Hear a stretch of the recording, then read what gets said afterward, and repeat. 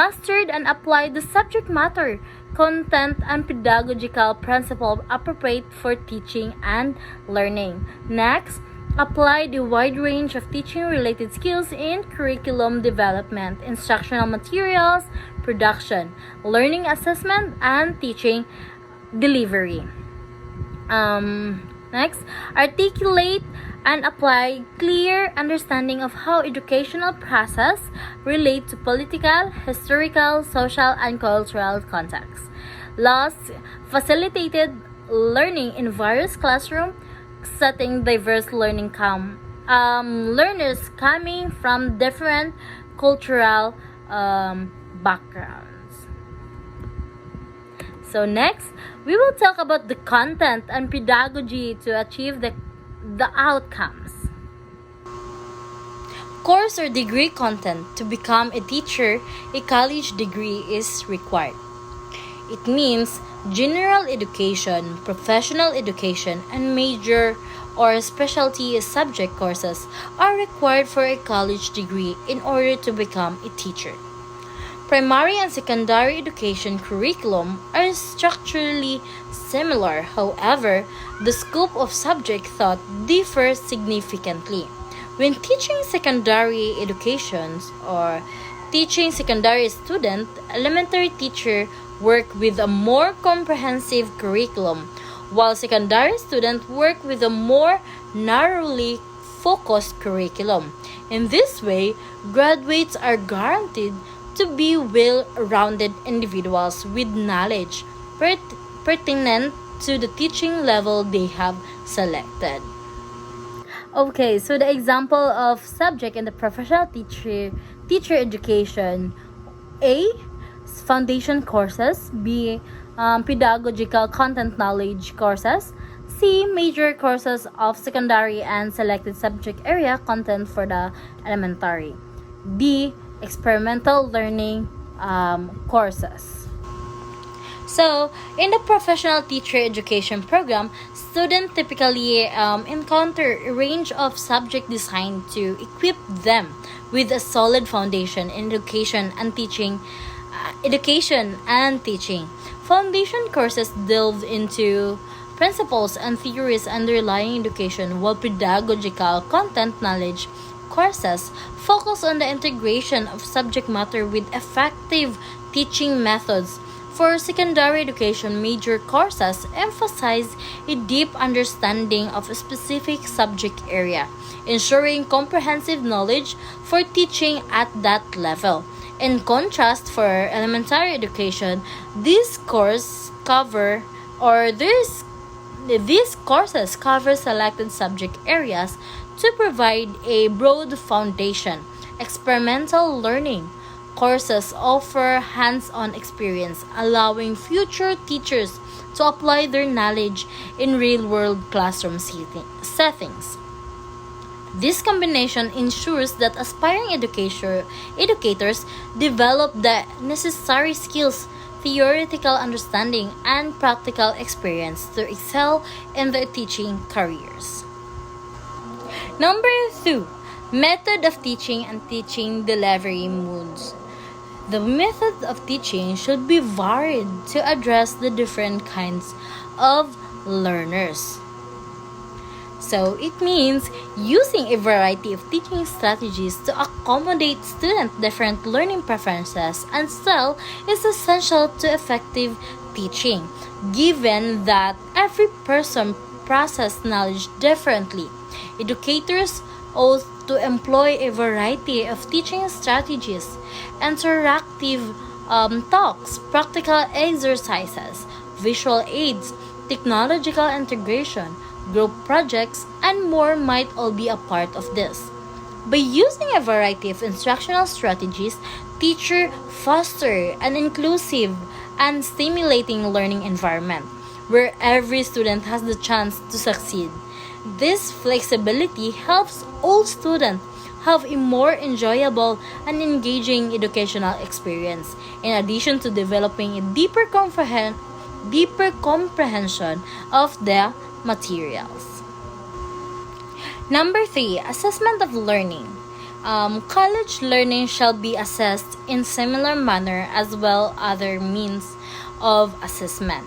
So, the methodology used in assessing college learning should be consistent with the evaluation standards applied to other forms of assessment.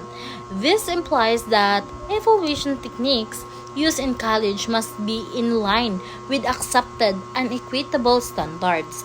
The goal of evaluation methods, including project, test, and presentation, is to determine how well students have understood and mastered the subject matter. To guarantee that assessment fairly and transparently represent a student's knowledge and abilities, these qualities are essential. College preserved norms of objectivity and dependability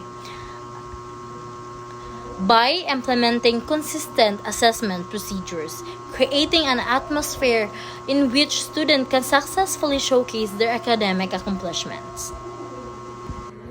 Okay, for example, in a subject curriculum development, the desired course outcome are first, identified curriculum concepts that include the nature and purpose of curriculum. Second, discuss the different models of curriculum and approaches to curriculum design.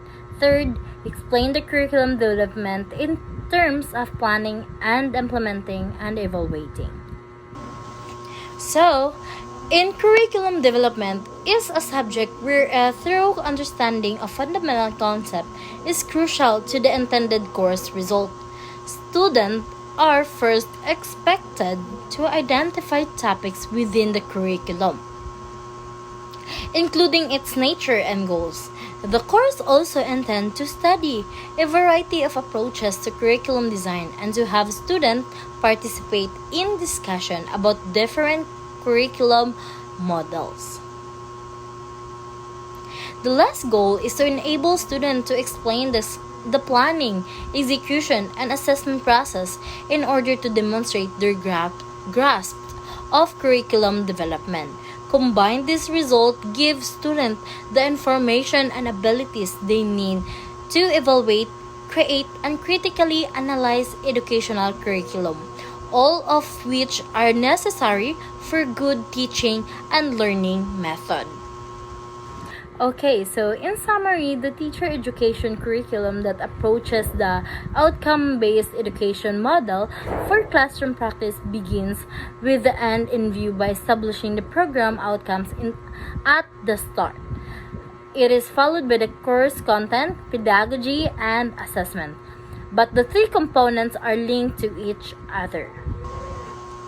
The outcome-based education model is implemented in teacher education curriculum, where program outcomes are defined from the outset, so starting with the end in mind. This clearly outlines the goal that students are expected to meet. The course content, pedagogy, or the teaching strategies, and assessment are all skillfully woven together by the curriculum, with one element being closely related to the others. Since the course materials is in line with the planned result, students may be sure that what they learn will directly advance the stated objectives. A curriculum designed to support the acquisition of the information and abilities specified in the outcomes is called pedagogy. Ultimately, the purpose of assessment techniques is to gauge how well these goals are achieved. By coordinating instructional strategies with the overall objectives of the program, this integrated method guarantees a coherent and meaningful learning experience. Okay, next. For the last part, planning means degree, outcomes, and attributes of an ideal graduate. The planning phase of a teacher education program focuses on defining the degree, outcomes, and attributes of an ideal graduate, including knowledge, skills, and qualities. This process establishes a roadmap for the curriculum detailing courses, content, teaching methods and assessment strategies aiming to create well-rounded skilled professionals. The evaluating phase of a teacher education program involves assessing learning to determine if the defined degree outcomes have been achieved. So these involve using assessment method like exam, project, and the presentation to measure student understanding and mastery of the curriculum. So the evaluation process provide insight in teaching method effectiveness and program success, enabling continuous improvement in the educational process. For the implementing or the content methods of delivery, a teacher education program implementation phase entails teaching course materials using a variety of techniques, including discussion, lectures, practical exercises, and technological integration. So, establishing a stimulating learning environment in line with the program's goal is the aim to accommodate various learning styles. Educators employ a variety of instructional tactics guaranteeing a dynamic learning environment. So that's all. Thank you for your engagement and participation during this demo teaching session. And also I hope the lesson resonated with you and provided a clear understanding of the topic. If there are any questions or feedback, I'm more than happy to address them. I look forward to the opportunity to work together and contribute to the learning environment. So again, thank you, and I appreciate your time and attention. God bless.